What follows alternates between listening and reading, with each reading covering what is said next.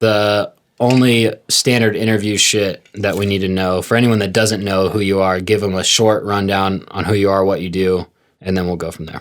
I feel like what JP said, just Google me. That's it, dude. I ride mountain bikes and have been doing it for a very long time and kind of been with the rise of the sport that exists right now. I mean, I started out as a racer, and then what I do didn't exist then, and I did my part to help cultivate the sport, and then that's just what I keep on doing. Sweet. What we call that progression, dude. Everyone out there say with me, 1, 2, 3, progression. It's also a learning show, dude. No, but just Google them, dude. So let's see. We got a couple topics here. Of course, it's always on me for the fucking topics, so I had to come up with a couple of them. And first, I'm just going to list them off, and then we'll dive right in, dude. First one, Census Scripts. Second one is Savachi. A third one is Carson City and Nevada Day Rules, because it fucking does. And then Honda Gang, because right now we could be a team. We could be a factory team right now. We could be a team, dude. Yeah, why'd you ditch the KTM? I don't like them. They suck, huh? I hate them. I never liked orange. I got white plastics as soon as I could, because I mean the bikes, they're decent, but I hate the color orange, so I ended up with it. Dude, I could never get my forks to work right on that bike. Yeah. You had a 350, didn't you? Yeah. I just never get that myself to get along with that bike. Yeah. But Honda 450 now, Works Edition. You got the 19? Yeah. Yeah. That's the truth. That was Mammoth. It was good. Mammoth was that was fun, man. Race gas and everything, getting all, it's fun. I really like racing moto because it's just back to why everyone started riding, not like there's no paycheck or anything like that, but I like put a lot into it. I don't get to train as much or ride moto that often actually anyway, but like when you go, it's like going through the motions as you would if I was riding in a mountain bike event, but like there's nothing on the line. It's just like you're going out to have fun, and you got your boys, and you're helping them with tear-offs, and they're helping change your oil or whatever. Everyone helps each other out. It's like a big family, and then just good long racing. Mountain bike races are short. I mean, the events are long, but like moto racing, you get more like 15-minute motos there, I think, 20-minute motos. Like, it's awesome. How long is like a standard mountain bike race? Well, like, think about the big ones, like the big mountain events, you like a minute and a half run 2 times. Oh, okay. Oh, that's like what Neil was watching yesterday, right? Yeah, World Cup stuff. You come in our house about 4 times a week. Anytime after 9 p.m., Neil's passed out on the couch like this, and like fucking World Cup is on. Yeah, World Cup races are like, they're like 3 to 4.5 minutes or so. 4.5 would be like the longest one.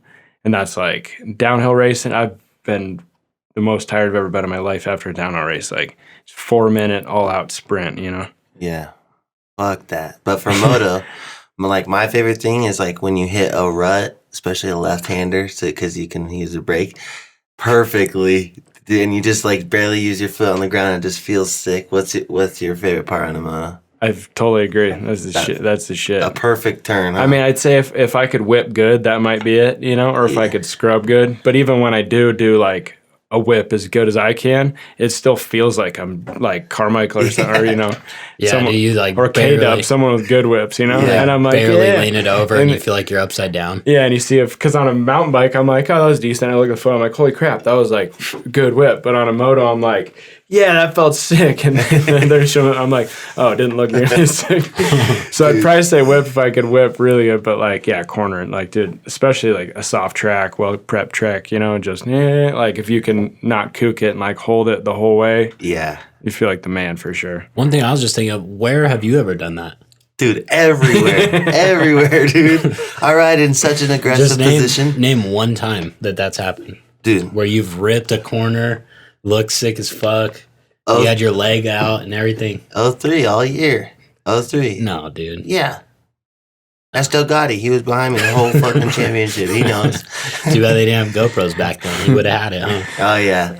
There's plenty of times when I've hit a rut so good that you just barely use a little front brake, elbows up, dude, right foot, toe down. Well, luckily on your bike, the entire front brake is covered in fork oil, so you can pull it as hard as you can, and it doesn't work. That's perfect for ripping corners. You never the oh shit moments that I have more than any other rider that's why I have that like that. Because my oh shit moments are and I don't crash. Dude, I had fork oil on my fork one time at the arena cross, and I got my forks redone right before. Oh, brand new, like, there's no dust or dirt on them. So then put them on, come to the track. They don't give you much practice or anything. Like, and it's the wintertime, so you don't really get to go out and ride your bike for. But it was fresh. I just got the forks and everything's sick. And then I go out for practice, first run through the whoops, just like no front brake at the end, and fucking off the berm and landed on the railing, like bailed and landed on the railing at Lawler or Livestock. Yeah. I'm like, what this shit just happened? And I found out that my forks were just draining, but it's clear and there was no dust on it, so I couldn't see it. So I got the forks straight back from, I forget who did them that. Maybe it was RMS, but like it just straight up was just pooling onto the rotor and couldn't even tell. And then just I'm dead. Dude. But so lucky. Have you seen that video of that chick that launches off a berm into the roll-up garage door at an arena cross? Huge, dude. Like 30-foot gap and just boom, and just falls to the ground. It looks like a mosquito hit a wall. Yeah. Dude, that's crazy. Sick. She may have died. No, I saw something about that, and she like fucked herself up bad, but she lived. It looked bad, though. It looked like a death. Really? It was so I gotta gnarly. look this up. Yeah. You should too if you're out there listening. And if you're out there listening, we forgot to mention, I'll get our logo tattooed on my head for $100,000 donation to the show. So I'm still looking for someone out there with a couple extra dollars.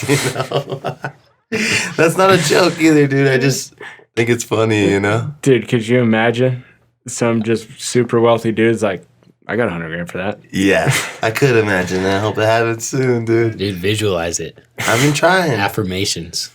I put it on my skull, dude, so when I'm older, like the face app thing that's going around, I could have a skullet.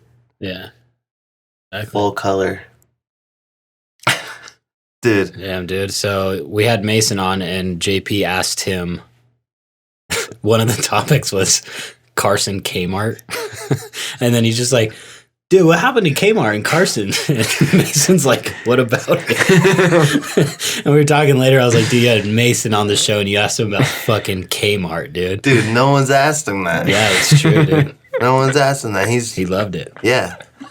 That's like what I'm going with Savachi. like Savachi's a monster athlete. Have you ever seen him at any monster parties or anything? Dude, he's so easily affected by us. You know the story between us and him? I got the gist of it. Yeah, he don't like us very much. Has he responded? No. Never. Well, he has a couple times, like to people, they'll say go to bed on his Instagram, and he'll be like, too bad all you guys are getting blocked or something. But then I want to see how big his block list is total. I bet you it's over 1,000. I bet you has a comment. Yeah. Because we were on someone else's page, like a pro circuit post, and someone in there was like, he blocked me for doing something, and I was like, oh, just tell him to go to bed and he'll block you. Yeah, at first when I heard that, I didn't know the name of your guys' podcast. I was like, dude, that's kind of gnarly. Like wishing someone to get KO'd in a supercross race. Maybe that's what he thinks. Dude, that's what I would think of. I never thought of it like that. Dude, well, I'd be like, who are these people, dude? Why do they want me to take a dirt nap? No, we don't want you to crash, dude. We actually want you to get your shit together. Yeah, just get some rest. He could win a championship if he didn't crash. He's good. Mm-hmm. Yeah, I totally agree. I think he qualified first at one of them. Yeah, and there was a time like Monstercat, dude, when he was leading. Oh, yeah. And he pulled over. Dude. Yeah. But he is easily affected by us. But Eli should have gave him some more than just a pound after that. Yeah. Maybe he did. Who knows? Hopefully. Yeah, hopefully. Check he didn't really thank him very much in the post-race interview. I remember that I was like waiting for it. He just kind of maybe didn't want to draw any attention to it. I don't know. Yeah, like no one saw. Yeah, like right in front of the camera. If Musquin would have been just like everything else he's ever done. I didn't know what I meant. I don't know how. I don't even know anything. Yeah. Fuck, he talks too much, dude. Yeah, and he doesn't know what he's talking about. No, but like imagine being in France for 4 years. You'd be like, fuck, dude. Like if you did that. and they hated you in French, like, dude, I'm just gonna play it off. I'm foreign. Yeah. I don't know what I'm doing. I love Track was hot good. dogs. Yeah. Yeah. Just learn like 4 American sentences in French, and that's all you say. Where's the bathroom? That's what all the Mexicans do. They just pretend that they don't speak no hable, and then they go talk to him like this motherfucker. Yeah, exactly, just dude. full fluent. And then, no comprende. Dude, they're snaking us all, dude. Yeah. Dude, I would too if I could pull that. Just so I didn't have to talk to anyone. Even if there was no hard feelings or anything, I'd just be like, dude, I don't know what you're saying. Sorry. Just to get out of there. Mm-hmm. Yeah. My buddy, he when they moved into their new house, or his parent, well, this is when we were younger, he moved into their new house. The yard worker kept just coming every day, like after the sale, never said anything. And they're like, hey, what are you doing? And then he's like, oh, I clean. You know, he knew exactly what he's doing. He's just going to keep going. And then they're like, all right, I guess it's good. And then paid him, but just don't understand. I'm just going to keep working. Dude, they're just like, oh, they're going to pay me. Yeah. That's like, how dude, it I just works. got to keep showing up and I'll get paid. This is how a job works in America, dude.